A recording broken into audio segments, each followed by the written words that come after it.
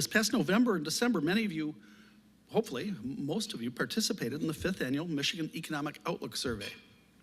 One of the authors of the survey is David Baker, Managing Partner at Baker Strategy Group. At this time, I'd like to invite David to the podium to unveil some of the key survey results before we hear from our roundtable. Ladies and gentlemen, David Baker.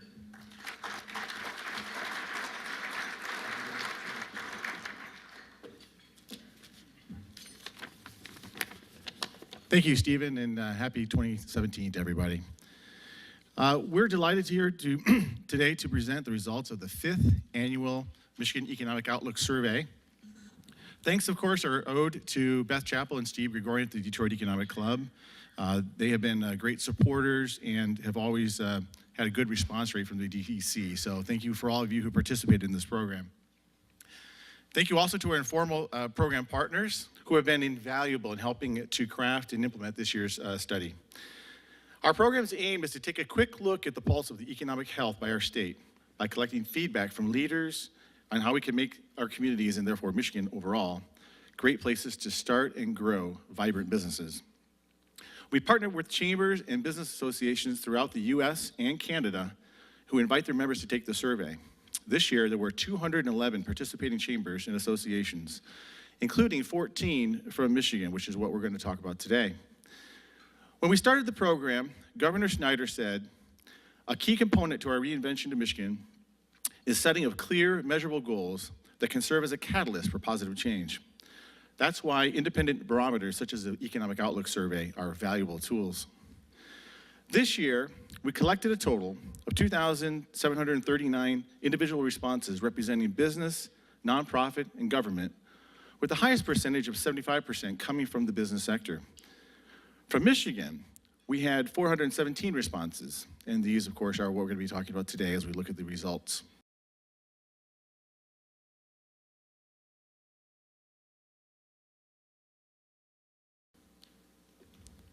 Overall, Michigan is up from last year in almost every measure.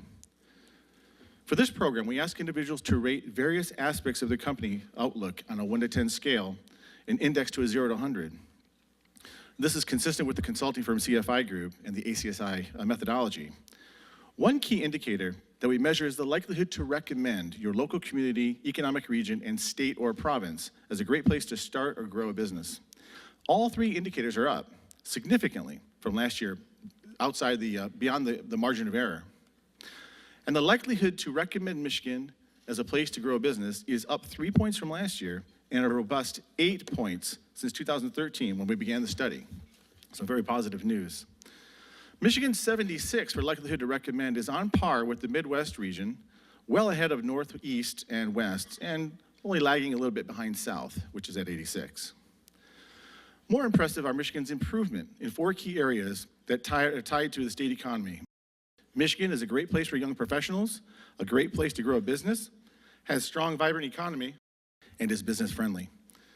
When asked to rate the economic region within the state, respondents' scores were also higher from last year. Michigan continues to improve in providing unparalleled quality of life, a culture of entrepreneurialism, and a large pool of talent. The availability of talent has improved, but it's still at a low 57. As far as expectations for Michigan organizations in 2017, scores are fairly stable. While the dip in the score for Remain in Michigan suggests that some companies are struggling, consolidating, or considering leaving, the increase in the score for Grow within Michigan indicates that, on the whole, more companies expect growth this year compared to last year. But despite this, overall company outlook is unchanged. The 6-month, 12-month, and 3-year outlook scores of 74, 76, and 75 show no real differences from 2016. So what explains this disparity? One of our program partners, Dr. Levi Niemanen of Dennison Consulting, looked at the data to identify 12 predictors of 12-month outlook among the roughly 1,400 founders and CEOs who responded to the survey. Given the extraordinary election season of 2016, one might think that the election results and the new administration would be a key factor in affecting responses regarding the outlook for 2017. Well, it is a factor, but it turns out it's only less than 1% of predictive power for the business leader's outlook.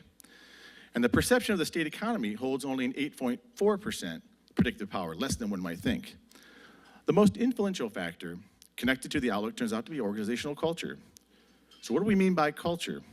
Well, the folks at Zenison define it as operational behaviors in 4 broad categories: mission, adaptability, consistency, and involvement. We incorporated these concepts into the survey this year by asking respondents to measure whether or not they had a highly engaged workforce, clear direction for the future, efficient systems and processes, and their adaptability to market changes. Turns out that mission and adaptability are the 2 most important factors predicting company outlook.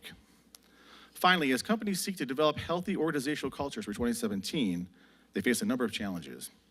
At 67%, attracting and retaining top talent stands well ahead of the pack at the #1 challenge for 2017. So, what should we do? Well, at the state level, we should help companies find top talent, address healthcare costs, and celebrate and support the entrepreneurial mindset. And at the organizational level, we need to articulate a compelling company vision and develop capabilities to adapt to the market changes. Among the myriad of initiatives companies consider for 2017, these 2 should be top of mind for business growth. Thank you, and I'll turn this program over to Susan and the esteemed panel and their astute insight and analysis. Thank you.